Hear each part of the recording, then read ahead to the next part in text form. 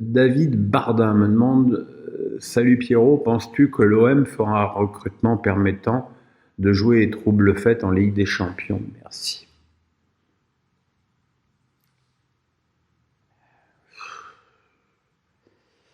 Le passé récent ne plaide pas pour l'OM. Il y a quand même des dossiers un peu chauds. Bon, il y a déjà celui de Camara qui malheureusement est réglé puisqu'il a signé à Aston Villa. Bon, Aston Villa. Oui. Quid de Mandanda, quid de Saliba, quid de Milik.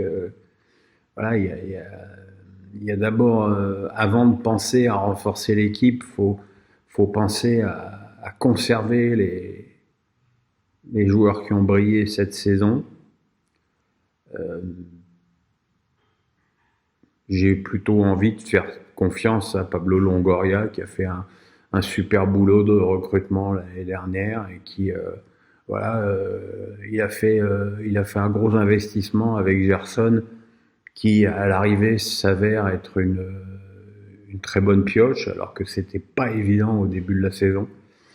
Donc pour l'instant il faut voir déjà qui va rester et qui va partir. C'est surtout ça le plus important. Cédric VSLMA, surtout comme ça que ça dit. Êtes-vous déçu que Strasbourg ne soit pas européen au vu de sa saison? Oui et non. Oui, parce que le parcours du Racing méritait une place en Coupe d'Europe. Après, il faut voir que cette fin de saison a été quand même extrêmement bizarre pour toutes les équipes de tête. Marseille avait perdu contre Lyon et à Rennes. Rennes a perdu à Strasbourg, à Nantes. Il n'y a que Monaco qui a été super régulier sur les derniers matchs, mis à part le match nul pour terminer la saison à Lens. Lens aussi a eu des résultats en dents de scie. Nice, n'en parlons pas. Nice a gagné les 2 derniers matchs en étant mené 2 fois 2-0. Donc voilà quoi, c'était une fin de saison un petit peu chaotique pour ces équipes de tête. Strasbourg aurait pu, jusqu'à ce que Delors n'égalise à Reims. C'est Strasbourg qui était 5e. Maintenant, au vu des moyens et de l'effectif strasbourgeois, je suis pas certain qu'une place européenne aurait été forcément bénéfique pour le championnat. On se souvient qu'il y a 2 ans, quand ils ont fait la campagne préliminaire après leur victoire en Coupe de la Ligue, ça a beaucoup nui au début du championnat du Racing. Voilà, maintenant je pense que le but de Marc Keller et de Julien Stéphan, c'est de garder ses meilleurs joueurs. Déjà, la prolongation probable de Persic est une magnifique nouvelle et je pense que le club risque d'être attaqué sur certains joueurs, Djikou, Niamsi, Diallo, Ajorc, Thomasson. Donc il faudra déjà garder les meilleurs. Mais enfin, je pense que tout le monde en Alsace peut être fier de la saison du Racing. Frank van der Zolmen me demande bonjour Pierre, Luis Campos pour remplacer Leonardo, cela signifie-t-il qu'en prenant ce dénicheur de talent plus adepte des recrutements sages que des stars bling-bling, Paris souhaite enfin revoir complètement sa stratégie? Ça peut vouloir dire ça. Tout ce qu'on sait, c'est que Luis Campos a fait des recrutements magnifiques à Monaco et à Lille. Maintenant, recruter à Paris, c'est pas pareil, parce que arriver et enfiler le maillot du PSG, il pèse plus lourd que Monaco, où il n'y a aucune pression, et Lille, qui a des ambitions tout de même moindres. Donc, c'est aussi un élément à prendre en ligne de compte. Maintenant,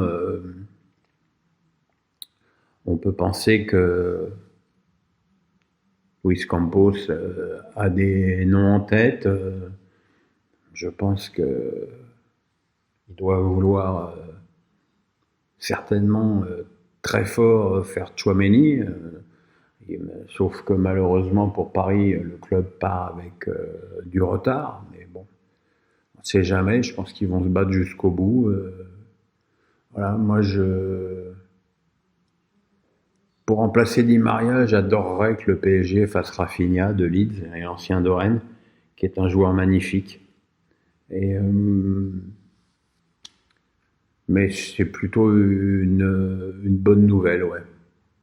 Alex BGNT me demande: Salut Pierre, penses-tu que Lens va perdre tous ses éléments majeurs comme Fofana, Klose, Medina, Doucouré? Est-ce que ça risque d'être tendu pour la saison prochaine? Qu'en penses-tu? Je pense que quand tu es un club de la dimension de Lens, que tu fais une saison pareille et que tu as des joueurs pareils, c'est effectivement très difficile de garder tout le monde. Ils sont dans la même logique que Strasbourg, qui va être attaqué sur des joueurs. Hein. Je veux dire, Strasbourg a pris Niamsi, personne n'en voulait. Et c'est une des révélations de la saison en défense centrale. Donc, oui, Lens, c'est sûr qu'il va y avoir des gros clubs sur Klose, sur Fofana. Après, peut-être que sur Medina ou Doucouré, ils vont pouvoir garder. Je veux dire, à partir du moment où ils ont vendu un ou deux joueurs, ils ont l'attitude financière de garder les autres.